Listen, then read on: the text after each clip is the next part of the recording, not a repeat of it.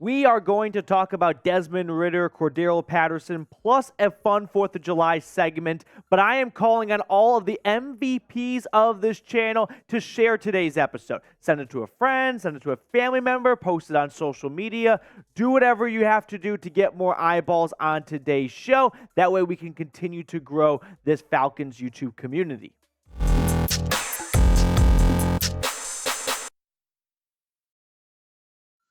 What's going on, Falcons fans? Welcome into Falcons Today by Chat Sports. I hope everyone is having a good 4th of July lead up. I want to say 4th of July weekend. It's not technically, but it kind of feels like it. But anyway, this is what we have on today's show. We're going to talk about Desmond Ridder and his year 2 expectations outlined by Bleacher Report. Plus, we've got a pretty wild, to say the least, idea of Cordarrelle Patterson being released. I do not see that happening, but we will break it down. And then at the end, producer Rolly and I are doing a 4th of July draft. So make sure you stick around to that to see who has the best draft. But Desmond Ridder leads the show because Bleacher Report listed out expectations that were realistic for the former Cincinnati Bearcat. And here's what they said.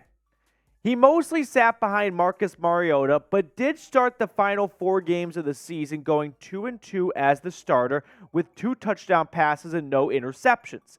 Those modest numbers are a product of a run-heavy system that's going to offer some protection. It's also not changing now that they've used a top 10 pick on Bijan Robinson. Smith and his staff are going to put Ridder in a position to accentuate his strengths while minimizing risks. It's a tryout year for the 3rd-round pick to show there's a foundation to build on. And honestly, I kind of echo and agree with a lot of what Alex Ballantyne is saying. Like, tryout year is, I don't know how often players get an opportunity to try out in the regular season, right? Tryouts happen in training camp, and so I think it's a little bit a step above. But I do agree that Ridder is going to be put in a position where they're not asking him to throw the ball 35, 40 times a game. This is going to be a run-first offense. And his job, more or less, will be a glorified game manager if everything goes Arthur Smith's way, right? Now, inevitably, there will be games where Atlanta is down a touchdown, 2-minute drill, and you can't run the ball on 1st, 2nd, and 3rd down, right? You're going to have to air it out. And that's when the Falcons will learn what they have in Desmond Ridder, if he's a true dog and if he's a franchise quarterback, and if he can lead this team on great comebacks at the jaws of defeat. But by large, they're going to run the football a lot, and Desmond Ridder will not be asked to make a lot of difficult downfield throws in tight windows. Last season, we didn't see a whole lot of Desmond Ridder, but Bleacher Report came out with some of their predictions, and here are the numbers. They have him going 272 out of 425. 3,050. How do they come up with these numbers? It's like fantasy football. I never understand how people cook up these numbers. 16 touchdowns to 10 interceptions. That's kind of gross if we're being honest. 265 rushing yards and 4 touchdowns. I think that's a fair assessment in terms of passing yards and attempts. Like, Atlanta had the 2nd fewest passing attempts last season. Even 425 seems a bit on the higher side. But I don't think the touchdown to interception ratio will be that bad.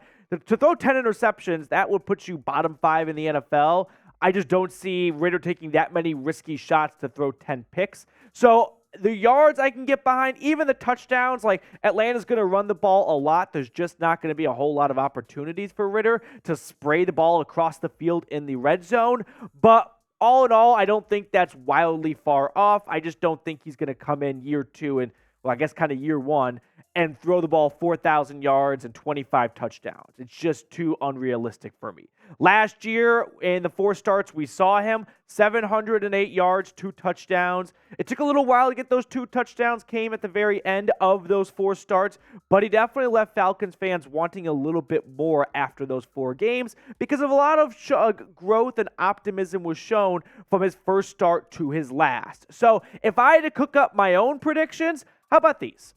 65% completion percentage, 3,400 yards, 21 touchdowns, and 8 interceptions, 250 rushing yards, and I think you're going to see more than 4 rushing touchdowns. I think with Bijan Robinson and Tyler Algier, you're going to get a lot of fun, or I hope at least, fun and creative 3rd and goal from the 5 packages where maybe it's a pistol formation. You have Algier on the option and you do a fake zone read handoff with Bijan Robinson. tuck it and run for Desmond Ridder beyond the end, like, you're going to get some rushing scores out of Ridder. So these are, I think, much more, I shouldn't say accurate because they're all predictions, but these would be my statistical estimations for him this year.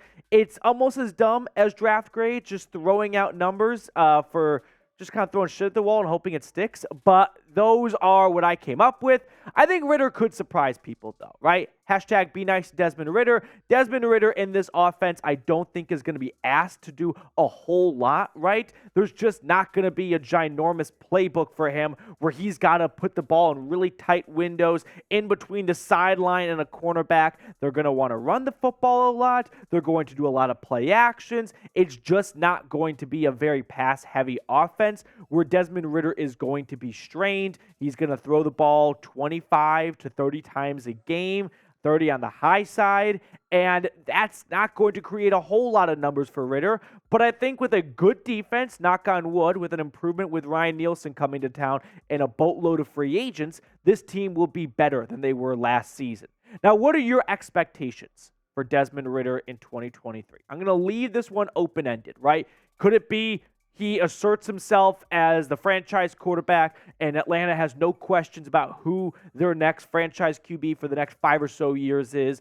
Or is it Desmond Ridder proves me wrong, and it's an air raid, and he throws for 30-plus touchdowns? What are your expectations? Let me know in the comment section. Now, next up is a segment that I'm not too excited to talk about, but we do report on all of the Falcons news and rumors, and this one is about Cordarrelle Patterson potentially being cut. I don't buy it. But hey, what I do buy are these awesome Falcons retro t-shirts. So if you're looking to up your wardrobe a little bit, get some new Falcons gear in there, go to chatsports.com/ATL retro. I put that link in the comments and the description of today's show. So make sure you get your hands on these awesome Falcon shirts. Now, I want to preface with Cordarrelle Patterson will not be cut, right? I just don't see a world where that happens. He is too valuable to this locker room, to the growth of this young nucleus, and Bijan, Ridder, Pitts, and London. And more importantly, I just don't think it makes sense on the field-wise to move on from him either, right? But this is what Christopher Knox had to say on this subject. The problem is that the league's new fair catch rule, any fair catch on a kickoff will result in the ball being placed at the 25-yard line. Could make it harder for him to provide adequate special teams value. Because of the new rule, Patterson may have fewer chances to make things happen as a returner. If he doesn't shine in that role during training camp, the Falcons could release him and save $4.3 million in 2023 cap space. Now, I do want to give Knox credit for approaching this at a different angle because that new rule definitely dampens what special teamers can do. But I still believe Cordarrelle Patterson will make this roster. I know this is a loaded running back room, but you lost Avery Williams to a season-ending ACL injury, it appears. You have a rookie running back in Bijan, a second-year back in Tyler Algier, and a hybrid of a rookie/second-year quarterback in Desmond Ridder. Having Cordarrelle Patterson in this locker room would do a lot for this offense. He would be a second coach, if you will. His role will not be the same, but he could still make a difference on this roster. I don't know if he will be that touchdown machine that he was in his first season in Atlanta. We scored 19 touchdowns so far through 29 games, but I still believe Patterson has a role in this offense, and I do not forecast them moving on from him before the 53-man roster cutdown day, right? A lot of value, like I mentioned, off the field, but still on the field. Like, yes, if you remove his ability to be an effective kick returner, that definitely is a blow to what he brings to this team. But I think we're going to see a good amount of Bijan lining up in the slot from time to time, and that's going to give you a nice balance of Algier and Patterson. And if Arthur Smith wants to be the NFL's leading rushing team in 2023, which I think if I told Arthur Smith right now, your team will finish number 1 in rushing yards, he would be very excited about that, right? What coach wouldn't be? But especially for what he wants to do. And if that's the case, you might want a good stable, right? You might want a third back in case an injury pops up so you're not short-handed. But what do you guys think? Will the Falcons cut Cordarrelle Patterson? I'm typing K for keep. Give me your thoughts in the comment section below. Always good to see what you guys have to say. Now, something that I have been looking forward to all day long, it is the 4th of July draft. producer Rolly and I decided to have some fun before we get the day off tomorrow, believe it or not. And we wanted to do a fun 4th of July draft. So, Nick Roloff, I gave you the 1-1 pick. And how about you take it from here? What'd you do? Yeah. What was going on in your war room? Okay, with the first overall selection in our 4th of July draft, I had to look at what would please the most people. What's the most, or that's the biggest staple in the 4th of July cookouts, the hangouts, and it's number 1. You gotta have good hots and hamburgers. I kind of feel like I was stealing 2 with 1 here, but PD allowed it. I did. Hot dogs and hamburgers, they go hand in hand. You get the guy at the grill saying, hey, what's the head count on the hot dogs? What's the head count on the hamburgers? Who wants cheese? Exactly. Yep. It's just the number 1 thing that you'll need at a 4th of July hangout to make sure everyone's having a good time. I got to give you credit. It's a great 1-1 pick. So my first pick number 2 overall, I went fireworks. I just think if you are building a dream 4th of July, there have to be fireworks at the end of that day. It's always a bit of a sham if you're unable to get some fireworks in you. So having fireworks on my 4th of July team was an absolute must. Great locker room guy, and I like the contract too, so very excited. Now, at number 3, what'd you do? I'm an adult, and I'm sorry if you were under the age of 21 here, but with the number 3 pick, I had to go with beer. I mean, hot dogs, hamburgers, beer, anything in life can go right when you've got that combination. I like the dynamic duo I have on my team here. I think they can lead the way to multiple championships of 4th of July drafts. Yeah, I'm jealous of your first 2, I won't lie. I reached on my second pick, number 4 overall. I went red, white, and blue apparel.